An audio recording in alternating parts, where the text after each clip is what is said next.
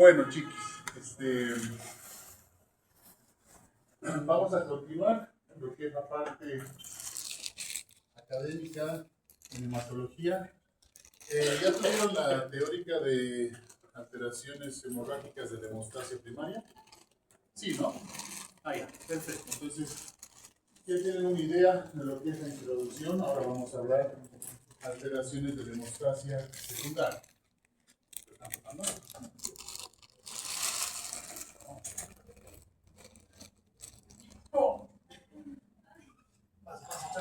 Gracias, buenas tardes. Más. Bueno, entonces, lo que es la hemostasia secundaria,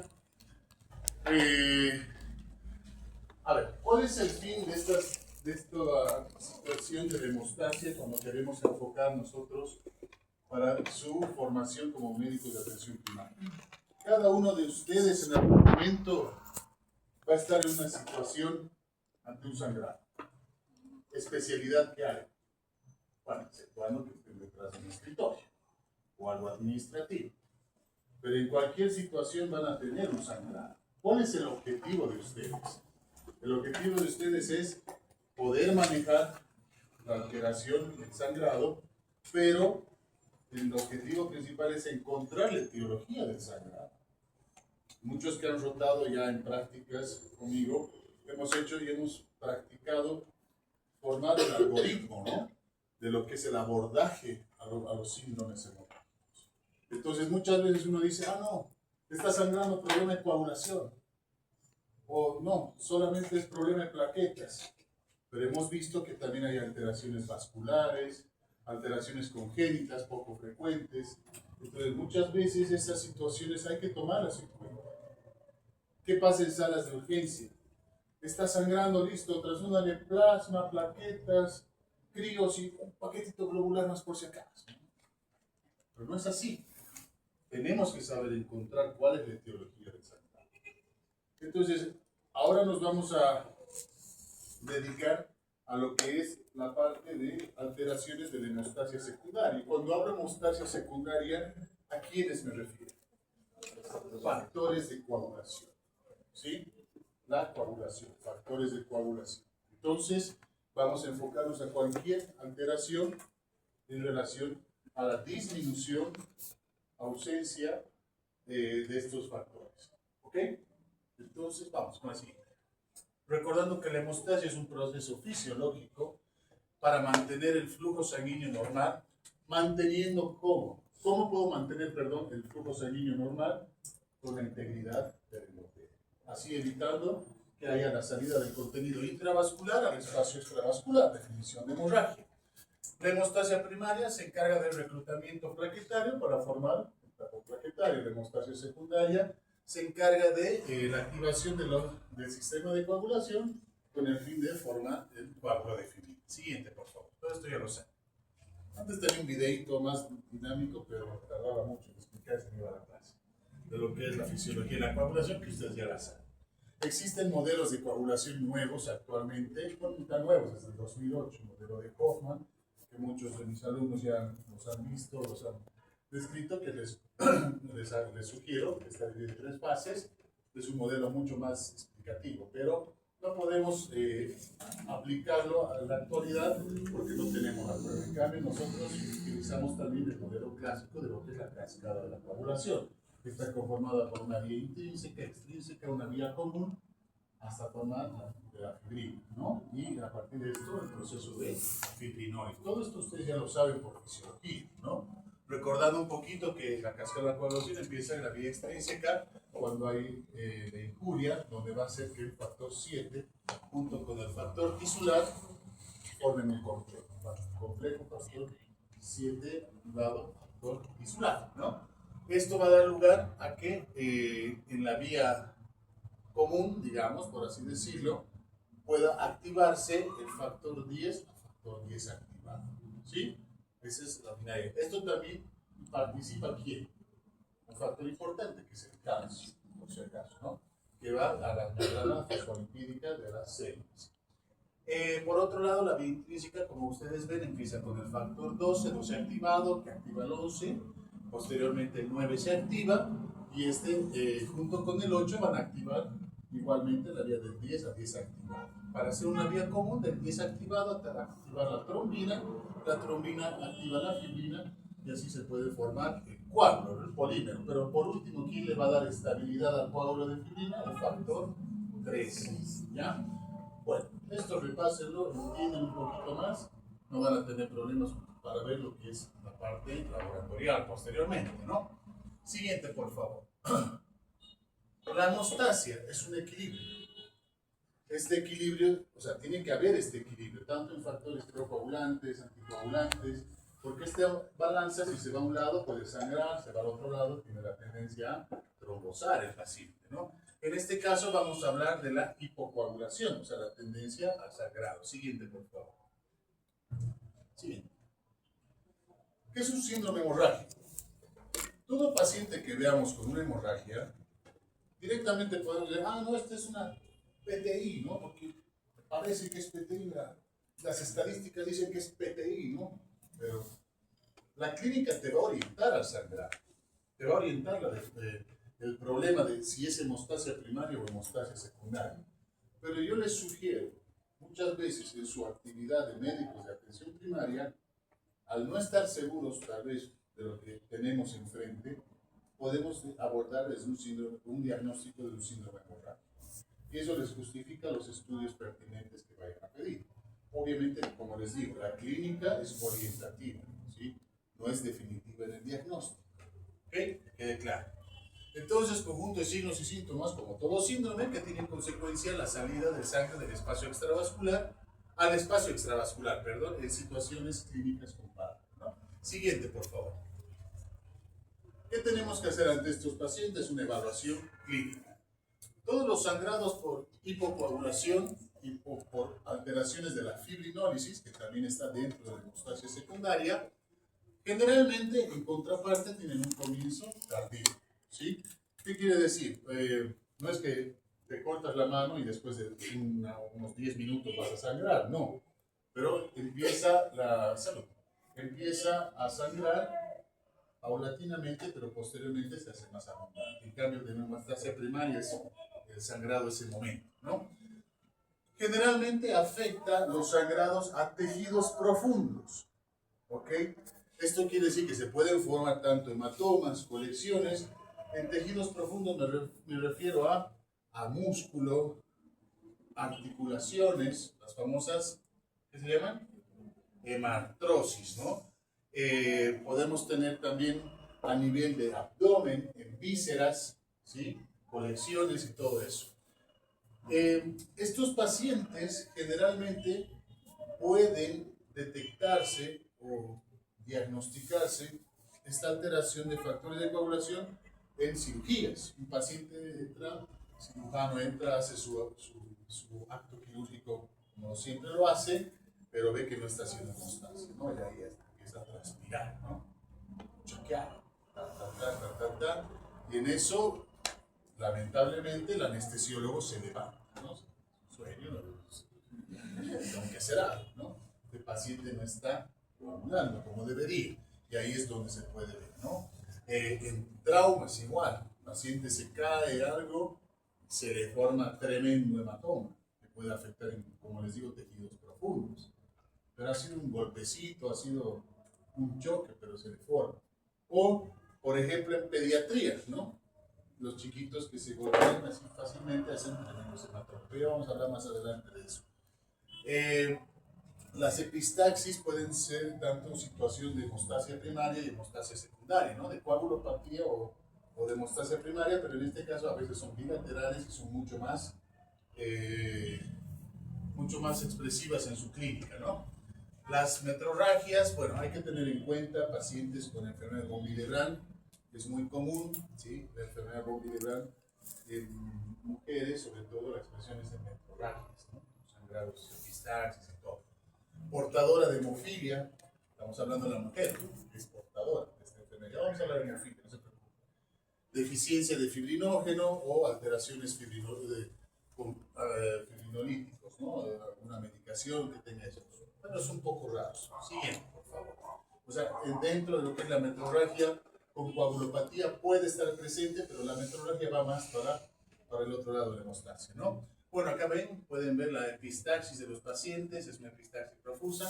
¿Y qué tenemos ahí abajo? Estos dos cuadros que son hemartrosis.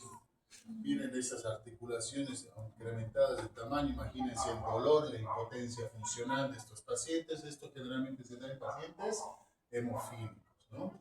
Entonces, es así como a veces se presenta en los pacientes. Siguiente, por favor. Bueno, hemorragias del tracto gastrointestinal también puede haber, no es solamente particular de la hemostasia primaria. Siguiente, por favor. Bueno, ¿qué tenemos que tomar en cuenta? Dentro de la evaluación clínica, la historia familiar, ¿no? Siempre en la anamnesis, doctores, doctoras, los antecedentes familiares cuando hay un sangrado. A ver, por si acaso, estos sangraditos, algún familiar, hermano, papá, tío, abuelo, sí, ya puede estar pensando en una alteración de hemofilia, ¿no? O la mamá, sí, alteraciones menstruales abundantes y estas cositas, puede ser con Willebrand u otras cosas, ¿no? Entonces, siempre tomar en cuenta antecedentes familiares. Hay patologías, por ejemplo, hereditarias ligadas al sexo, como la hemofilia, autosómicas recesivas para deficiencia de esos factores, 2, 5, 7, 9, 10, y a algunas otras más raras, como con Willebrand, Rendaus de Weber, no sé si se acuerda, algún grupo que estaba conmigo, tenía una pacientita con Rendaus de Weber, que sangraba mucho por la nariz y hacía anemia ferropénica, ¿no? Una complicación importante. Y algo muy importante, la historia familiar negativa no excluye el diagnóstico que hay una causa hereditaria. Puede haber salto de generación o puede ser que uno esté iniciando el defecto o la mutación, ¿no? ¿Está bien? Entonces, que no tenga historia familiar no quiere decir que no pueda hacer esa situación. Por ahí está iniciando. ¿Ok? Siguiente. Bueno, esta es una tablita antigua, pero hay que tomar en cuenta lo que es alteraciones de tipo hereditario y de tipo adquirida. Edad de aparición. Generalmente cuando es hereditario es en la infancia, es en edad pediátrica. Los pacientitos vienen con los sangraditos. Esto es seguramente hereditario, congénito y todo. Adquirido, bueno, a cualquier edad. Generalmente en edad adulta. Historia de sangrado previo, sí, presente. Viene el paciente adulto de 40 y pico años. ¿Usted sangraba antes? Sí, de niño me salía sangre en la nariz, hacía hematomas a veces espontáneos. Bueno. Y en contraparte de historias de sangrado previo en edad adulta, los adquiridos. ¿Ok? Historia familiar, obviamente hereditario presente, el tipo de hemorragia generalmente localizada y generalizada en adquirida, pero eso está, digamos, no es una regla, ¿sí? Puede estar, depende del grado de hemorragia, pero bueno, estaba en la tablita. Y asociación a enfermedades o fármacos, obviamente lo adquirido tiene que estar. En lo congénito o hereditario no está asociado a nada. ¿Ok? Siguiente, por favor.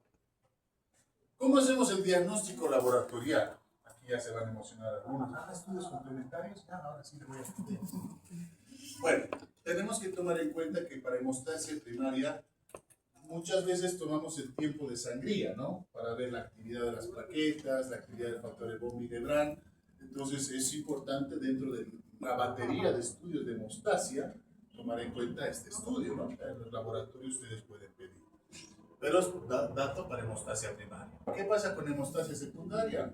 Vamos a tener el tiempo de protrombina que me va a evaluar ¿qué? La vía extrínseca, ¿no? El factor tisular, el factor 7, etc.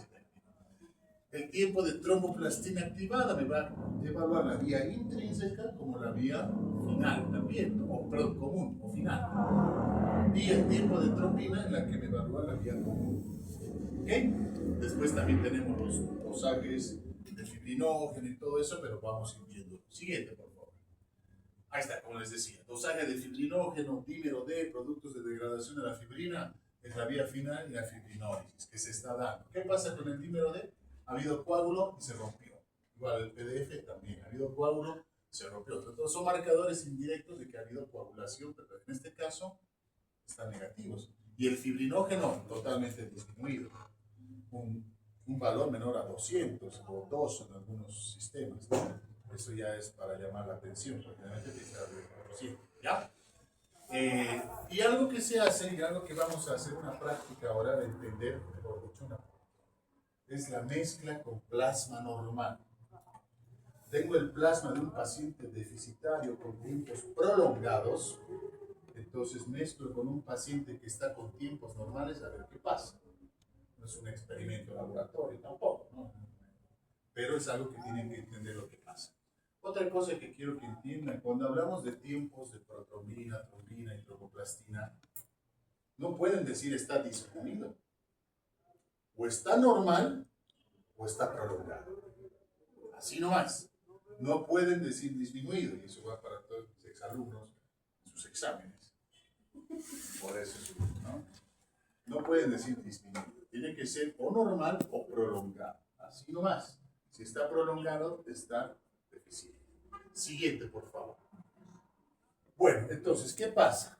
Tenemos el tiempo de protrombina normal y tenemos un TTPA prolongado. Nosotros hacemos la mezcla 50-50 con un plasma normal. ¿Qué vamos a tener? Hacia abajo, si la mezcla corrige, o sea, es normal, si mi valor de, por ejemplo, de tromboplastina activado estaba prolongado y después de esta mezcla corrige, ¿sí? Entonces, ¿qué ha pasado? ¿Qué tengo que interpretar? Que era un déficit aislado de la vía intrínseca. O sea, algo estaba haciendo que no produzca bien, ¿no? Solamente era un déficit. O déficit de factores múltiples. Esto es raro, ¿ok? Pero bueno, creo que te has saltado dos diapositivas, ya no te has quedado dormido. Está bien. Gracias.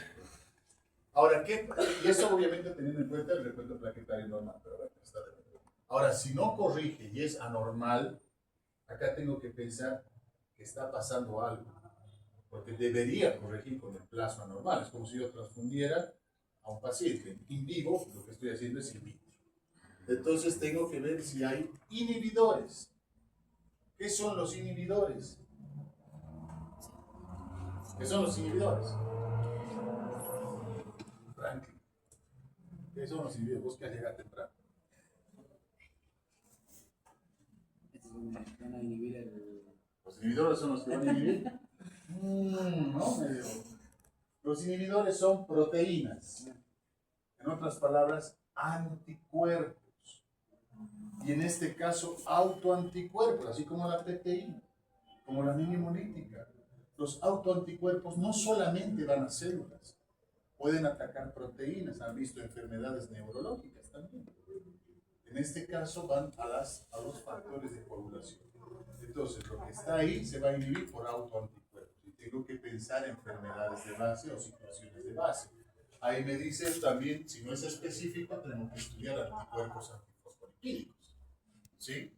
Entonces hago mi batería de estudios autoinmunes. ¿Ok? ¿Se entiende? Siguiente. Lo mismo pasa con el TP prolongado. Si con la mezcla corrigen los tiempos, pensar déficit aislado de factor 7 es algo más común, ¿no? De todos los factores de coagulación, si yo tengo algún déficit, el más común es el 7. También tengo que ver otros factores múltiples, pero en esta parte tendría que tomar en cuenta que si me ha corregido, algo está pasando, por ejemplo, en la fábrica de factores, el hígado, enfermedades hepáticas. Vitamina K, sobre todo los factores vitamina K dependientes, en la alimentación, en la absorción, algo buscaré. O el uso de anticoagulantes. Qué importante en la historia clínica que ustedes sepan y dominen qué medicamentos toma el paciente. Porque si viene el paciente con un hematoma prolongado y ustedes están fibrinógeno, plaquetas, todo, y otro viene el compañero en internado, toma algo así, anticoagulantes, warfarina. ¿Cuántas warfarinas? 5 por día. Por razón, ¿no? Y ustedes ya están pensando otras cosas, ¿no? Una simple anamnesis completa les puede cambiar todo el panorama. Y bueno, si no es así y hay no hay corrección fácil, también tomar en cuenta, hay corrección, tomar en cuenta que puede ser una coagulación intravascular diseminada, que vamos a hablar al final. Si no corrige, tomar en cuenta anticuerpos o inhibidores contra factor 7 y también estudiar anticuerpos antifosfolípicos. ¿Ok? Siguiente. Los dos tiempos. Si corrigen déficit aislados, factor 5, factor 10, Protrombina ya está, ¿no?, un poco más abajo, a la vía común, ¿no? Fibrinógeno, deficiencia de fibrinógeno, ¿qué está pasando? Estudiar enfermedad hepática, vitamina K, anticoagulantes, nuevamente la coagulación intravascular diseminada. ¿Sí? Siempre y cuando corrija. No corrige, lo mismo. Déficit específicos de inhibidores contra factor 5, contra protrombina. Estos son raros, pero puede darse, se ha visto. Y anticuerpos antifosfolípicos. ¿Se entiende? Si no va a entrar, exacto. Siguiente. Tiempo de trombina anormal. Bueno, tomar en cuenta hipofibrinogenemia o afibrinogenemia, disfibrinogenemia, alteraciones cuando hay anticoagulantes como la heparina, ¿no?, el uso de heparina, actúa mediante el sustrato de la antitrombina 3, y hacer pruebas complementarias, dosaje de fibrinógeno, funcional, inmunológico, bueno, son más específicas, pero tomen en cuenta que hay que pensar cuando tengo un tiempo de trombina prolongado. ¿Ok? Siguiente. Bueno, ¿qué pasa en hepatopatías? El contexto del paciente que salga con hepatopatía. Hay que tener en cuenta que el déficit de síntesis de factores puede, o sea, de todos los factores excepto el 8. ¿Dónde se sintetiza el 8? Fuerte. Belén, campanas de Belén. Fuerte. En el endotelio. Tengo que pensar hipofibrinogenemia, claro, es producto de fibrinógeno, ¿no? Déficit de síntesis de inhibidores de coagulación, o sea, estamos hablando de trombina 3, proteína C, proteína S, todos estos, ¿no? Síntesis de proteínas de coagulación anormales, o sea, puedo producir, pero no son cualitativamente o estructuralmente adecuadas, entonces es lo que se llama disfibrinogenemia. Vitamina K, un déficit de vitamina K. No hay síntesis o no hay absorción o no hay alimentación de vitamina K. O no hay metabolismo de la vitamina K ante hepatopatía. Tengan en cuenta que estamos hablando del paciente con enfermedad hepática. Incremento de la actividad fibrinolítica, o sea, hay disminución de la síntesis de los inhibidores de la fibrinólisis. ¿Okay? Defectos cualitativos y cuantitativos de plaquetas pueden estar asociados ante hepatopatía. Eso más te da lugar al sangrado. ¿Sí? Siguiente. La corrección de los desórdenes de la coagulación en pacientes con enfermedad hepática deben llevarse. ¿En qué casos tengo que hacer corrección del desorden hemostásico ante una enfermedad hepática? Sangrado activo persistente. Tengo enfermedad hepática, ustedes se han llevado el tema, ¿no?, de hepatopatías. Tengo enfermedad hepática y tengo, o sea, sangrado persistente, me obliga a corregir, a hacer lo que tengo que hacer, que vamos a ver, ¿para qué? Porque este paciente va a seguir sangrando, totalmente, su vida está en riesgo. Antes de realizar un procedimiento invasivo, ejemplo, una biopsia hepática, ¿no? Ahí dice, ahí abajo, o un diagnóstico, por ejemplo, perdón, no es introducción, el término que quiero, invasivo, ¿no? Y a una cirugía. Entonces, para entrar a la cirugía tengo que corregir los tiempos, porque pasa en la cirugía y corre riesgo, ¿sí? Y a veces ahí no te da el tiempo y el riesgo-beneficio. Intraoperación tiene que correr todo lo que tiene que correr. Siguiente. ¿Qué pasa en los pacientes con deficiencia de factores de vitamina K dependientes? ¿Cuáles son los vitamina K dependientes? 2, 7, 9, 10. Correcto. Deficiencia por anticoagulantes orales. ¿Cuál es el inhibidor de la vitamina K por excelencia? La warfarina o el acenofumarol. Son dicumarínicos también. Escaso aporte nutricional, ¿no? También hay que tener en cuenta el paciente alcohólico, síndromes de mala absorción o alimentación parenteral, que el paciente por alguna razón no recibe por vía.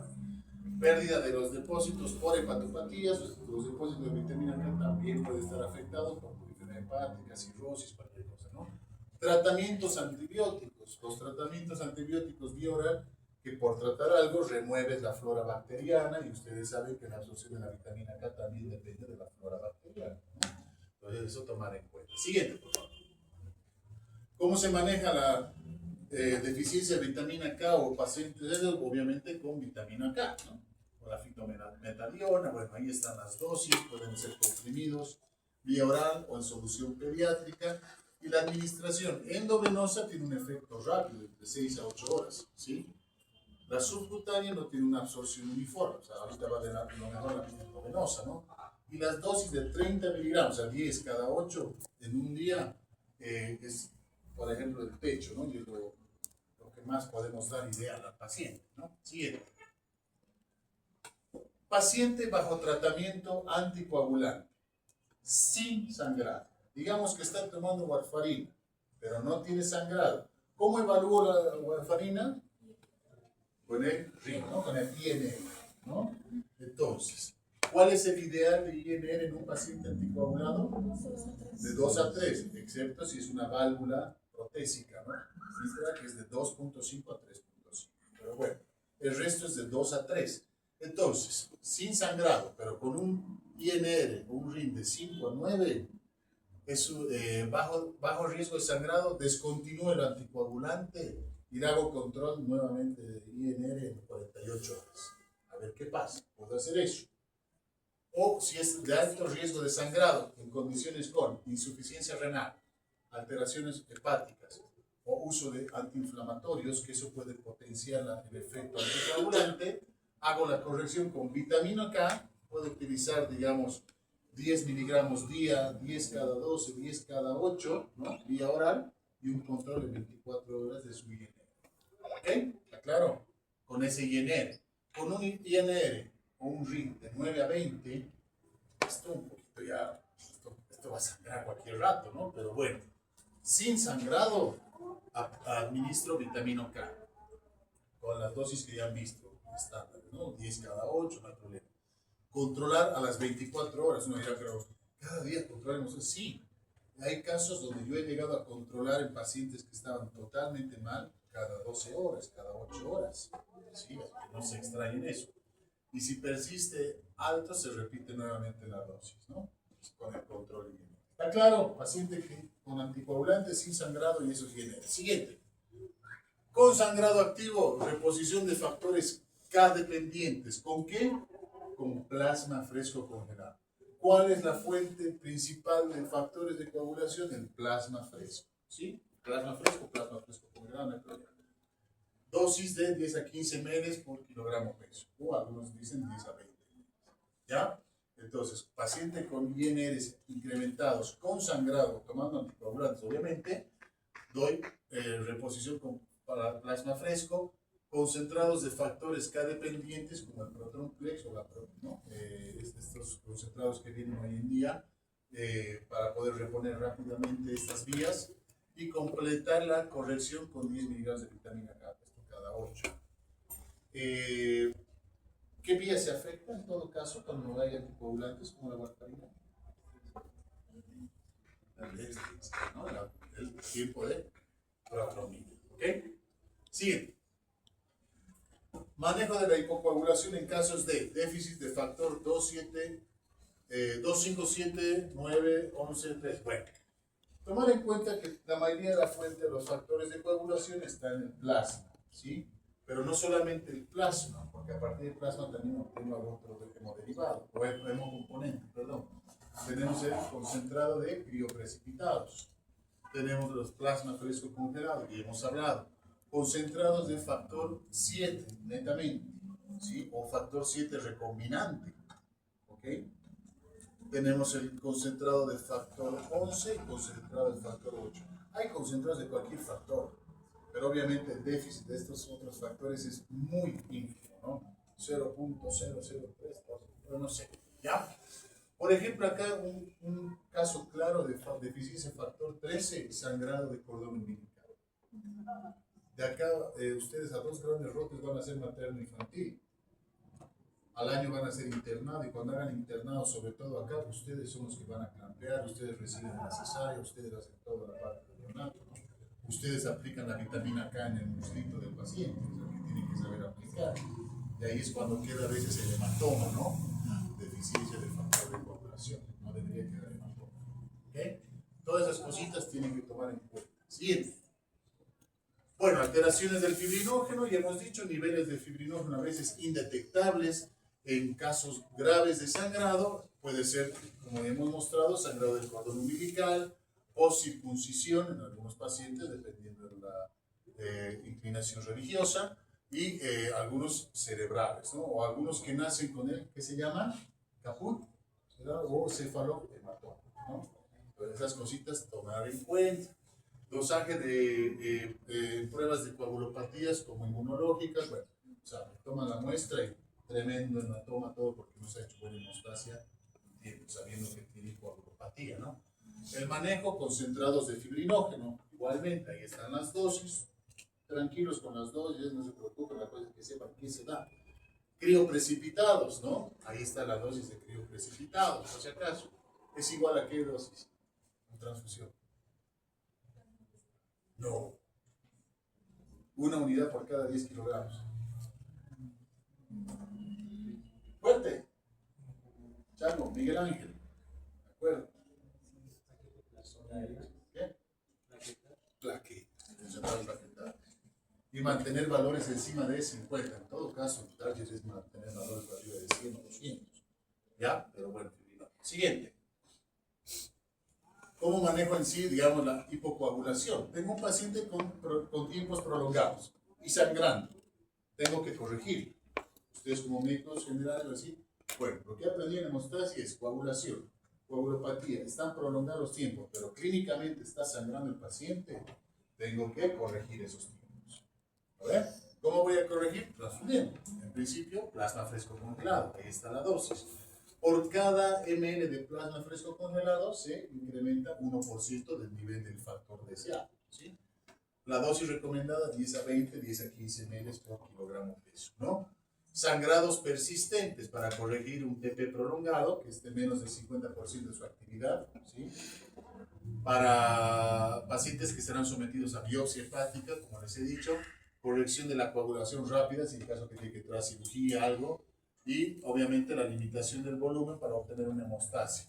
O sea, la limitación del volumen quiere decir, ustedes saben que el plasma tiene proteínas. Entonces, ¿qué te bajarán las proteínas? Líquido, ¿no? Entonces, el paciente también tiene por riesgo a tanta transfusión de plasma de sobrecargarse, ¿sí? Hacer una complicación transfuncional que la van a estudiar dentro de poquito tiempo, ¿sí? En una teoría. ¿Ok? ¿Está claro? Siguiente. El concentrado complejo protrombínico, que ya hemos dicho que contiene factores, ¿no? 2, 7, 9, 10, antitrombina 3, un poquito de heparina, obviamente para que no sea muy trombótico y todo eso, ¿no? Esa es la dosis, como que le están viendo, pero se da o sea, inmediatamente te puede ayudar a controlar la hemorragia, o después de una cirugía, antes de una cirugía, se puede utilizar en cualquier momento que sea una hemorragia importante o no pueda obtener plasma o todo eso, ¿no? Y los crioprecipitados, esta es una pregunta clave. ¿Qué contienen las 4 cosas importantes del crioprecipitado? Factor 8, fibrinógeno, factor de von Willebrand y factor 13. ¿Ok? La fibrinógeno está bien, pero bueno, son esos otros 4 que ya les dije. La administración crioprecipitado es una unidad por cada 7 a 10 kilogramos de peso, ¿sí? Va muy bien el crioprecipitado, por ejemplo, en pacientes con fibrinógeno bajo. Ejemplo, sí. Siguiente, vamos a terminar, chiquis, tranquilos. Faltan unas 15 diapositivas más. Bueno, hemofilia. Vamos a hablar un poquito de esta patología. Como verán, los que rotan en el hospital de clínica saben que es un centro de referencia de pacientes hemofílicos. Es más, mis alumnos hoy día han visto un paciente hemofílico.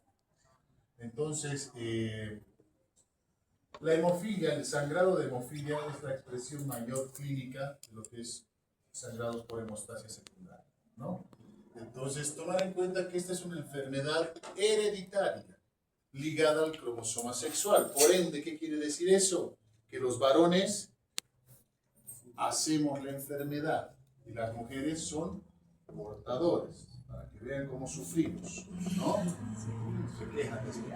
Entonces, esto está determinado por alteraciones genéticas, mutaciones.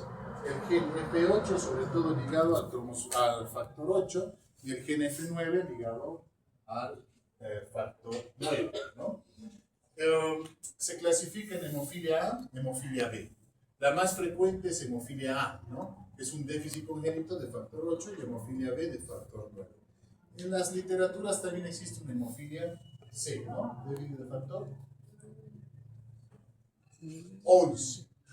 Niña, gracias por equivocarte.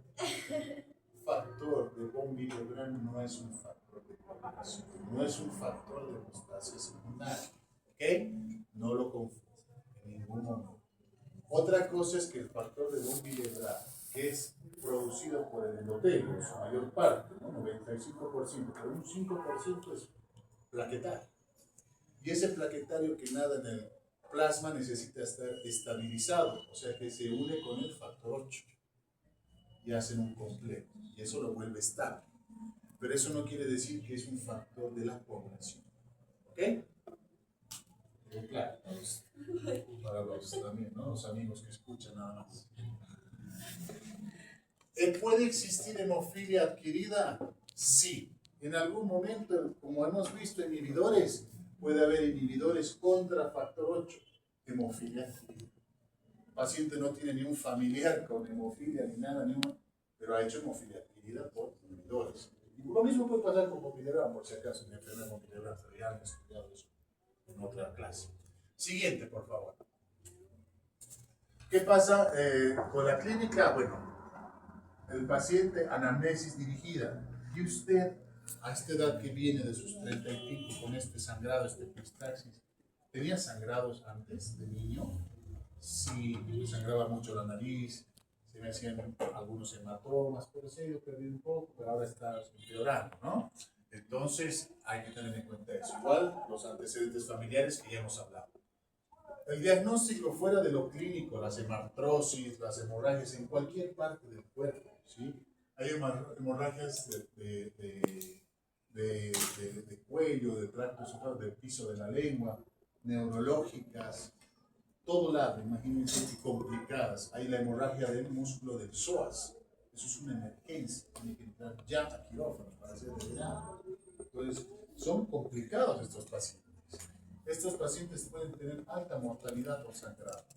Por eso es que viene el paciente hemofílico y ¡pum!, nos movemos. Han visto ahora, me decían buscar factor 8, hacer lo que hay que hacer para estabilizarlos. Porque pueden fallecer por sangrado. ¿Ok? Entonces, cuando escuchen hemofilia, paramos las orejitas y decimos, ok, ¿qué vamos a hacer? ¿Dónde vamos a hacer? Hay que mandarlo, tenemos que mandarlo. ¿Ya? Tratamiento. Bueno, pero el diagnóstico fuera de lo clínico laboratorial, dosaje de factor 8 que debe estar disminuido, dosaje de factor 9 que puede estar disminuido, ¿sí? Nunca raro los casos que se ven mixtos, ¿no? O es uno o es el otro, generalmente. Tratamiento. Bueno, a ver, hasta la década de los 70 se hacían transfusiones, ¿sí? Transfusiones de plasma fresco, transfusiones de, ¿no? Pero el plasma fresco sabemos que no tiene mucho aporte de factor 8, sí factor 9. Entonces en hemofilia A no va muy bien la transfusión de plasma fresco, pero aún así se hacía. Se hace la sustitución por el factor deficiente, por el factor que es sintetizado a partir del plasma, ¿no? Sabemos que son los hemocomponentes. Albúmina, inmunoglobulinas, factores de coagulación, entre esos el factor 8. Inclusive hay recombinantes humanizados, todo hoy en día, ¿no? O sea, sustituir el factor deficiente. Existen también algunos anticuerpos monoclonales de última generación, como el emicizumab, que hace una especie de puenteo entre lo que es el factor 8 y lo que es la coagulación. O sea, despista un poquito la parte del factor 8 en la coagulación y se puede producir el coágulo, ¿sí? Es un tratamiento de última generación, por así decirlo. En nuestro hospital tenemos 5 pacientes con este tratamiento. Somos el hospital que tiene más pacientes, ¿sí? En todo el país. Y está muy bien. Estos pacientes desde el día 0, el inicio del emicizumab, 0 sangrados. ¿Ok? Existen también en el proceso nuevas terapias orales. ¿Cuál es la situación en nuestro país? ¿Y qué va a pasar con ustedes cuando tengan en provincia o en cualquier situación en especialidad, sean ginecólogos, sean cirujanos, todo? Me ha llegado y tiene un paciente antecedente de hemofilia. ¿Qué pasa? No tenemos todos los hospitales o centros a disposición de factor 8, ¿sí? Y más aún, ahora que hay cambio de gobernación, administrativamente nos han complicado. Recién hoy día nos han entregado después de 2 meses factor 8. Imagínense cómo lo hemos lidiando, ¿no? Pero bueno, todavía se utiliza transfusiones, sí, en casos severos. Imagínense, hace 4 o 5 décadas ya que se hacían transfusiones, de hecho los 70, ¿no? Y seguimos todavía con transfusiones de soporte, porque están sangrando mucho los pacientes. En el niño, peor, ¿sí? Utilizamos también algunos estabilizadores de la hemostasia, como son los antifibrinolíticos. Ejemplo, ácido tranexano, minocaprol, todo. ¿Ok? Entonces, todos estos medicamentos ayudan, vale. Como sea, pero tenemos que evitar que sangre. Todavía estamos en esa época. Entonces, esperemos que se mejoren las políticas para tener los anticuerpos monoclonales a todos los pacientes que tengan indicación, como el emicizumab, y para los demás tener factor 8. ¿Okay? Siguiente, por favor. Ya vamos a terminar, chicos. Antes que esto, hay una complicación en estos pacientes. Así como ya es complicado el paciente, ¿no? Que ya viene sangrando, y este paciente puede hacer inhibidores. Sí. ¿Qué quiere decir inhibidores? Inhibidores contra su factor 8 y también inhibidores contra, o sea, antifactor 8. Todo lo que yo le aplique de factor de 8 sintetizado, ¿no? De administrando, lo va a anular, lo va a inhibir, y este paciente va a sangrar más. Es un dolor de cabeza tener un inhibidor, un paciente con inhibidores. Por eso están nuestros anticuerpos, ¿no? Y nuevas terapias que difícilmente se puede costear no solo, ¿no? Cada anticuerpo monoclonal, cada frasquito vale 70,000, y a veces un paciente en una dosis necesita como 5 frascos. Hasta para el más rico es caro, ¿no? Pero bueno, entonces esas son situaciones que hay que tomar en cuenta en estos pacientes. Por último,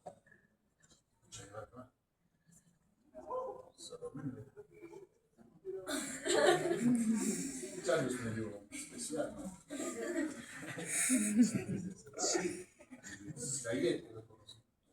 Bueno, el CID, coagulación intravascular diseminada. Ustedes han escuchado hablar de esto, van a escuchar hablar de esto, van a ver el internado dentro de poquito donde estén, van a ver esta complicación, porque es una complicación. Y esto puede tener un origen multifactorial, ¿sí? Inclusive se considera que el CID muchas veces no solamente es agudo, hay CID crónico, pero bueno, esto es algo que ocurre de manera aguda, subaguda. Principalmente la etiología es infecciones, sepsis, ¿no? Pacientes que se complican a partir de las infecciones generalizadas y bueno, hacen esta alteración que su expresión clínica es sangrado, pero también la expresión clínica es microtrombosis, ¿no? Así que es un poquito difícil de entender a veces. Traumas, ¿sí? Producen daño tisular extenso, sobre todo. Cáncer, ¿sí? Pacientes con ya alteraciones, ya digamos metastásicos, cáncer que no lo están pudiendo controlar, pueden llegar a afectar las vías de coagulación, sí, totalmente. No solo coagulación, también hemostasia primaria. Complicaciones obstétricas, van a ver mucho eso. Cuando hagan obstetricia van a ver el HELP o muchas cosas que son complicaciones. Desde también, ¿cómo se llaman? Las que hacen eclampsia también, ¿okay? Llegan a tener esta complicación. Entran a terapia, es muy complicado ver a estos pacientes, ¿no? O sea, sobre todo las mujeres que hacen esta complicación. Pero bueno, desprendimiento de placenta, efecto muerto retenido, ¿no? Por el aborto, abortos clandestinos, hay que tomar en cuenta eso cuando ustedes hagan anamnesis. ¿Qué pasó? Con toda cosa sin miedo preguntar, ¿sí? Obviamente con toda la reserva posible al paciente, pero tienen que saber. Alteraciones vasculares como hemangiomas, aneurismas, dispositivos protésicos, ya sea, ¿no? Desfibrilador, marcapaso, cualquier prótesis. Puede también producir retrasos de cadera, reacciones a toxinas, picaduras de víboras, algunos insectos, alteraciones inmunológicas, reacciones alérgicas leves, hemolíticas transfusionales. Cuando hagan reacción hemolítica transfusional, puede complicarse con un SIDS.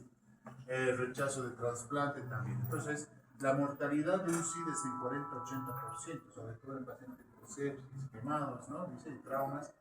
Y mucho depende de los factores, por ejemplo, la edad. Adultos mayores, poco probable que salga un SID, ¿no?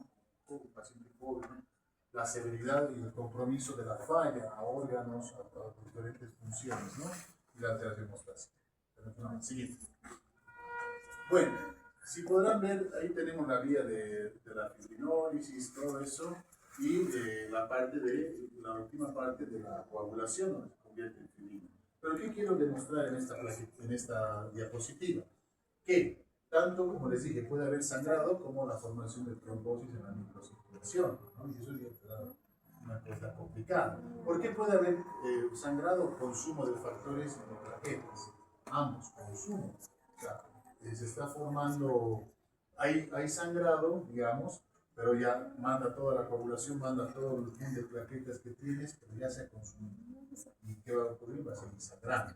Por otro lado, va a haber formación de fibrina, va a haber tanto mucha exageración de coagulación, puede haber trombosis de la microcirculación. La famosa, van a ver la piernita púrpura, fibrina, todas esas cosas, ¿no? La deficiencia también de las vías de inhibición de la coagulación, agotamiento de los inhibidores naturales de la coagulación o la supresión de la fibrina. Por eso les decía ya el PAI y todo eso. Y por último, tener en cuenta que la falla multiorgánica puede ser a diferentes sistemas y los compromisos están ahí. Obviamente, de cada sistema su deficiencia, ¿no? Y puede llegar a la muerte. Siguiente, por favor. Manejo del SID, tratar de forma específica la etiología que produce el SID, manejo del soporte clínico del SID, ya sea, digamos, expansión, volumen, shock, todo eso, pero alteraciones de la coagulación y plaquetosis. Transfundir en caso de que haya sangrado y que haya comprobado un déficit, ¿no? Como lo dice, salvo el sangrado activo o que requieran procedimientos también invasivos, cirugías, algo para salvar la vida del paciente. Pacientes con tromboembolismo clínico extenso, hemos visto que se puede haber trombosis, ¿no? Depósitos de púrpura, fulmines, isquemia, CRAD, todo eso, evaluar el uso de heparina, antitrombina 3 y otras situaciones, ¿no? O sea, tengo que utilizar anticoagulación, pero tengo que corroborar el plasma, o sea, ahí se nos tiene la coagulación, ¿sí? Tiene un tromboembolismo ahí, pero por otro lado está sangrando. Entonces, es un beneficio. Utilizo heparina, un poco, y el pronóstico generalmente no es con nuestros pacientes. ¿Sí? Recordarles que el 17 de abril es Día Mundial de la Hemofilia, entonces ahí van a ver, hagan un TikTok, ya les han dicho, ¿no? Hagan un TikTok, por puntos. Eso es todo, chicos.